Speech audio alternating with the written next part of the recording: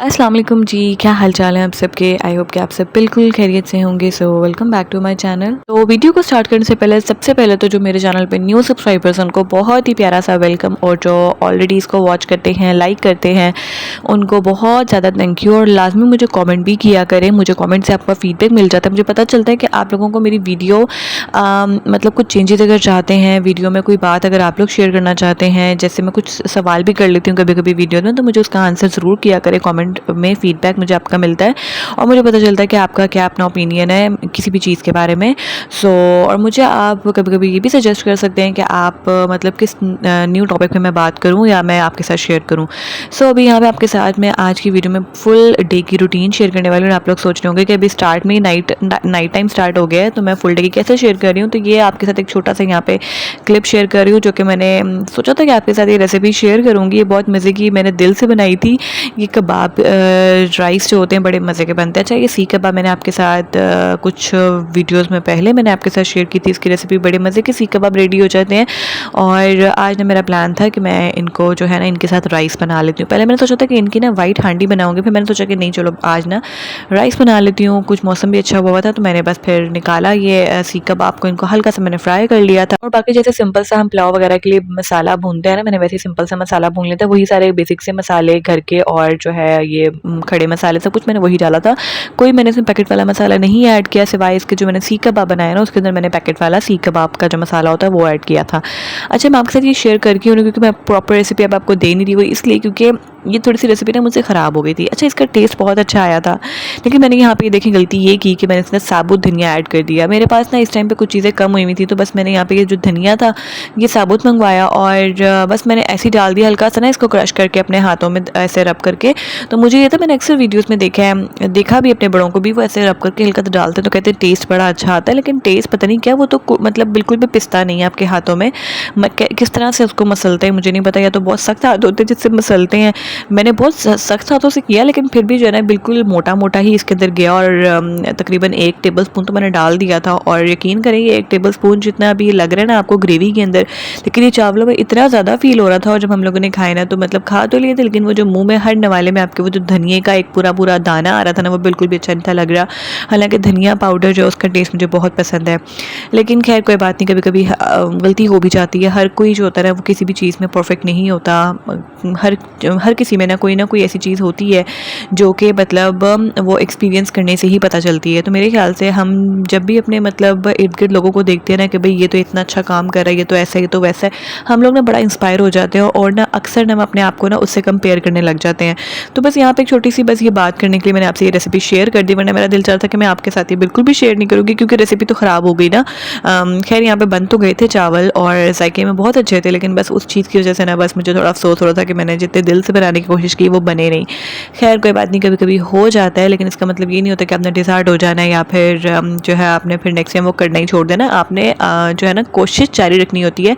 और at the end क्या होता है ना कि आप जब मेहनत करते रहते हैं ना तो अल्लाह ताला जो है ना वो आपको उसकी उस मेहनत करना ज़रूर सिला देता है। अच्छा जी, यहाँ पे फिर ये नेक्स्ट डे था और सुबह हो चुकी हुई थी और उसके बाद आज आपके साथ मैं फुल डे की रूटीन शेयर करने वाली हूँ। पहले तो मैं उठी हुई थी बस, और बस उसके बाद फिर मैंने थोड़ा सा कहवा वगैरह बना लिया था अपने लिए। बच्चे भी सो रहे थे और बस मैं यहाँ पे फिर कहवा पी रही थी कि जो है ना उस्मान वो उठ के आ गया। और उस्मान बाहर देख रहा था क्योंकि आज ना सुबह सुबह ना बारिश हो रही थी। ये सब जानते होंगे, स्पेशली जो सियालकोट के लोग हैं, क्योंकि जितना नुकसान सियालकोट में हो चुका हुआ है अल्लाह ताला सबको अपने हिफ्ज़-ओ-मान में भी रखे आगे। और जिनका नुकसान हुआ अल्लाह ताला उनको उस नुकसान से जल्द बाहर निकाले, उन पे अपना करम करे, अपना उनको अपने रहमत के साए में रखे। और मैंने ये इस तरह की चीज़ें ना मैं तो बस पहले सोच रही थी कि शायद मतलब इससे ये हो गया वो हो गया, यहाँ पे ये नुकसान हो गया, वहाँ पे वो नुकसान हो गया। लेकिन जब मैंने बाद में आहिस्ता आहिस्ता ख़ुद वो वीडियोस देखी और मैं देख रही थी लोगों के सामने उनके पूरे पूरे घर उजड़ गए थे, उनके पूरे पूरे कारोबार ख़त्म हो गए। तो ये बहुत बड़े नुकसान है। इंसान ने अपना जो है ना पूरा दिलो जान उस पर लगा के पूरी अपनी ज़िंदगी की जो एक एफ़र्ट होती है ना वो लगा के जो है ना वो कोई चीज़ बनाई होती है, और ये चीज़ इतनी आसानी से नहीं बनती है। लेकिन खैर अल्लाह ताला को बस यही मंजूर था, बस अल्लाह ताला से आगे दुआ ही की जा सकती है। अच्छा, और उसके बाद में यहाँ पे जो फिर मैंने ये रूटीन अपनी स्टार्ट की थी, तो बस मुझे ये था कि आज बस ये हल्की फुल्की सी बारिश हो रही है इस टाइम, तो मुझे ये था कि आज बड़ा अच्छा मौसम है। इस टाइम पे हमें बिल्कुल भी आइडिया नहीं था कि कि जी आगे चल के ये मौसम कैसा हो जाएगा। और इस टाइम पे जब बारिश हो रही थी मैं भी बड़ा खुश हो गई हुई थी, क्योंकि मौसम सच में इस दिन बहुत ठंडा हो गया हुआ था। ऐसा लग रहा था जैसे सर्दी का मौसम स्टार्ट हो गया हुआ है। और क्योंकि ये रात भर से बारिश स्टार्ट थी ना, तो बिल्कुल दीवारें वगैरह बिल्कुल बिल्कुल गीली हुई हुई थी।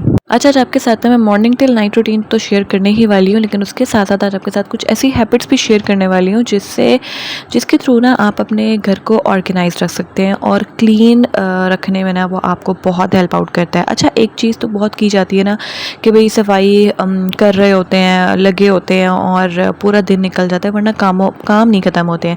लेकिन अगर आप लोग ना छोटी छोटी चीज़ों को ना अगर ऑर्गेनाइज तरीके से रखना शुरू कर देना, तो आपका घर सिमटा हुआ जब लगता है ना, तो वो खुद ब खुद साफ़ लगने लग जाता है।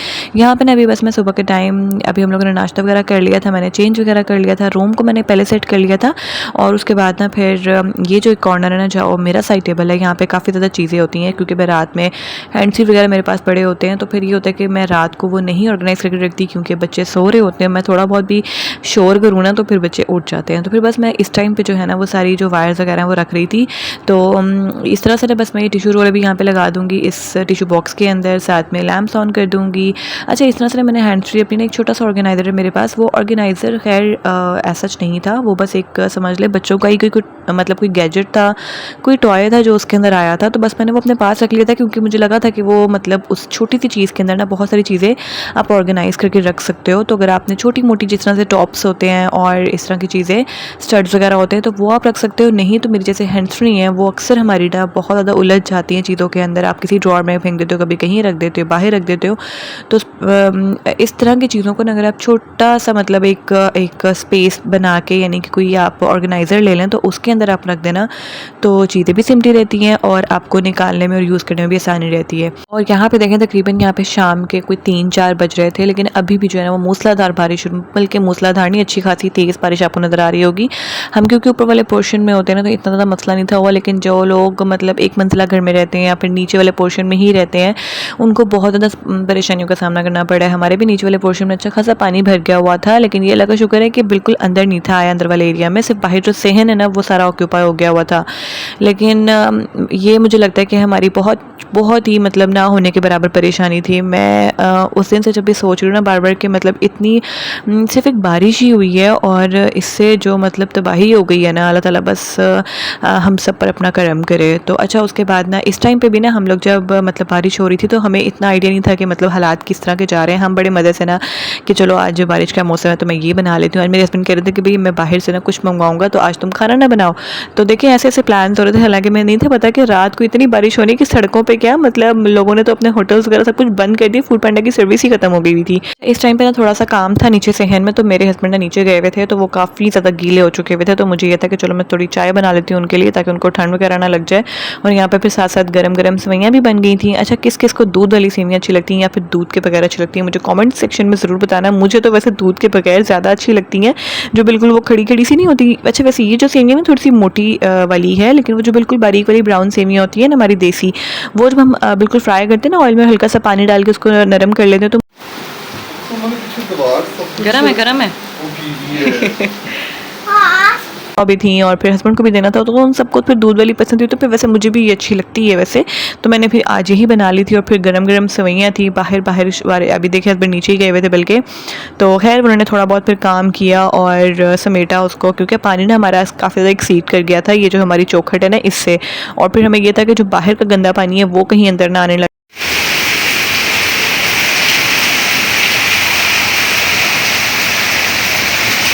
कि पानी काफ़ी ज़्यादा आ गया था, और बस ये था कि शुक्र की बचत ये हो गई कि अंदर नहीं आया ज़्यादा।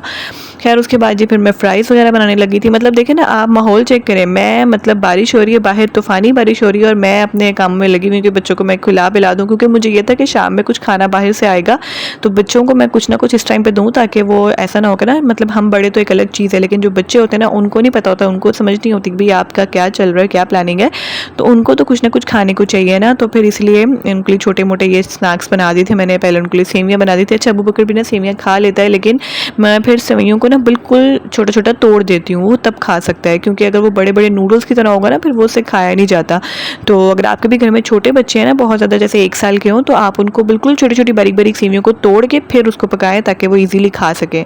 और अब यहाँ पे देखिए जी, बस हम लोग शाम की चाय वगैरह के बाद खाना पीना तो हमारा चल रहा था। उसके बाद ये तकरीबन 6-7 बजे का टाइम था, तकरीबन मगरिब का टाइम था ये।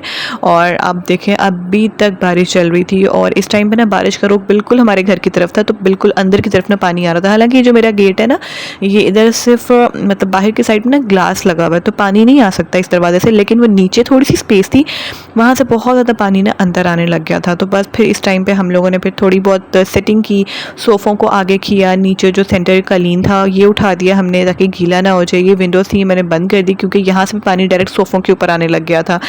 और वाइपर हमने उधर ही रखा हुआ था, वाइपर से मैं बार बार पानी निकाल रही थी कि कहीं ऐसा ना कि पूरा कारपेट ही गीला हो जाए और फिर ज़्यादा मसला हो जाएगा, स्पेशली बच्चों के लिए। तो खैर उसके बाद जी फिर यहाँ पे मैंने सारे बर्तन शर्तन धो के रखे, क्योंकि आपने चाहे एक छोटा सा स्नैक ही क्यों ना बनाना हो, तो आपके बर्तन अच्छे खासे हो जाते हैं। बर्तन में बहुत बरकत होती है ना, तो बस साथ साथ ही उनको धो लिया जाए ना तो बहुत बेहतर रहता है। वरना अगर अभी देखें मुझे खाना भी बनाना था रात का, क्योंकि वही बात है ना, ये मैंने आपको कहा है कि हमने एक बाहर से ऑर्डर करना था, लेकिन इतनी बारिश में ऑर्डर तो होना नहीं था ना, सब कुछ बंद था। तो फिर अभी बस रात के तकरीबन कोई 8 बजे मैंने अपने हस्बैंड से कहा मैं कुछ ऐसा बना देती हूँ, क्योंकि घर में हमारा क्या हुआ था मसला कि ग्रॉसरी भी थोड़ी बहुत आने वाली थी। तो मुझे ये था कि जब चीज़ें ही नहीं है तो मैं बनाऊँगी क्या। आज हम लोगों ने ग्रॉसरी करने जाना था, लेकिन मौसम ऐसा था नहीं जा पाए। तो फिर खैर फिर मैंने थोड़ी बहुत चीज़ें जो हैं वो अपनी पूरी की, और उसके बाद जी मुश्किल से इस टाइम मैंने 8 बजे जाके कुकिंग स्टार्ट की। फिर मैंने बनाया पुलाव मटन का, और उसके बाद जी फिर यहाँ पे सारे जो मसाले वगैरह वो बना रही थी मैं। अच्छा यहाँ पे ना मैं सारे जो स्पाइसेस हैं ना, यानी कि यखनी के और साथ में जो मसाले के, वो मैं एक साथ ही कलेक्ट कर लूँगी। उससे क्या होता है ना कि आपके टाइम की बचत हो जाती है। आप बाद में आपने यखनी के लिए आपने, क्योंकि इस टाइम पे मैंने ना गोश्त को निकाल के फ्रीज़र से, तो क्योंकि अचानक से प्लान बना ना, तो मैंने डीफ्रोस्ट करने के लिए उसको बाहर नहीं था निकाला हुआ, बस अभी बाहर निकाला पानी में रखा ताकि जल्दी से वो डीफ्रोस्ट हो जाए। तब तक मैंने क्या किया कि जो प्याज है उसको काट के फ्राई करने के लिए डाल दिया था मसाले के लिए, और एक साइड पे मैंने यखनी के लिए जो मतलब चीज़ें मुझे चाहिए ना, मैंने वो भी सारी निकाल ली हैं, स्पाइसेस वगैरह इस तरह की सब चीज़ें, गरम मसाले।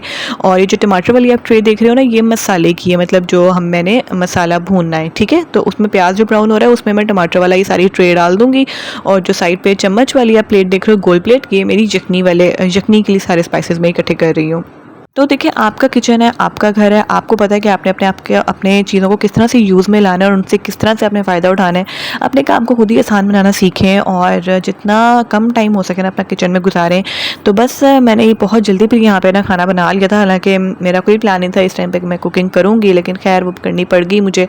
और अल्लाह का शुक्र है कि हम लोगों ने सुकून से घर में खाना खा लिया था, वरना मुझे यही था कि जब चीज़ें पूरी नहीं, क्योंकि ग्रॉसरी अच्छी खासी ख़त्म हो गई हुई थी, तो मुझे टेंशन थी कि पता नहीं जब चीज़ें नहीं हैं तो फिर मैं क्या बनाऊंगी। लेकिन खैर अल्लाह का शुक्र है मैंने खाना बनाया फिर। और यहाँ पे आप लोग सारे स्पाइसेस देख ही चुके होंगे कि मैंने इसमें क्या क्या ऐड किया, और अगर किसी को कुछ समझ में ना आए तो मुझे कमेंट करके आप लोग पूछ सकते हैं।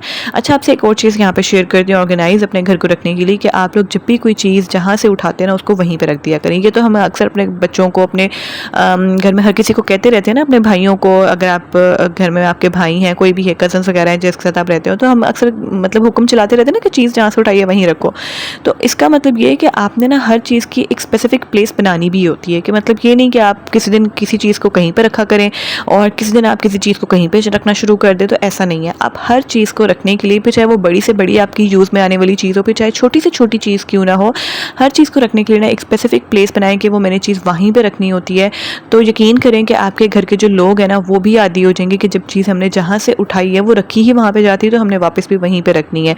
तो और खैर दूसरी बात ये कि अपने घर के जो आपके छोटे बच्चे होते हैं ना, स्पेशली जैसे मेरे घर में उस्मान जो है वो माशाल्लाह 4 साल का होने वाला, तो इतने छोटे बच्चों को भी आप हैबिट उनके अंदर ये डेवलप कर सकते हैं कि जो चीज़ें आपने अगर फैलाई हैं, जैसे उनके स्पेशली टॉयज़ होते हैं, तो वो ऑर्गेनाइज़ करके कैसे रखने हैं। अब वो ऑर्गेनाइज़ करने के लिए भी ज़ाहिर सी बात है उनको ये पता होना ज़रूरी है कि उन्होंने वो ऑर्गेनाइज़र में रखने हैं या फिर किसी बॉक्स में रखने हैं, किसी ड्रॉर में रखने हैं, कहाँ रखने हैं।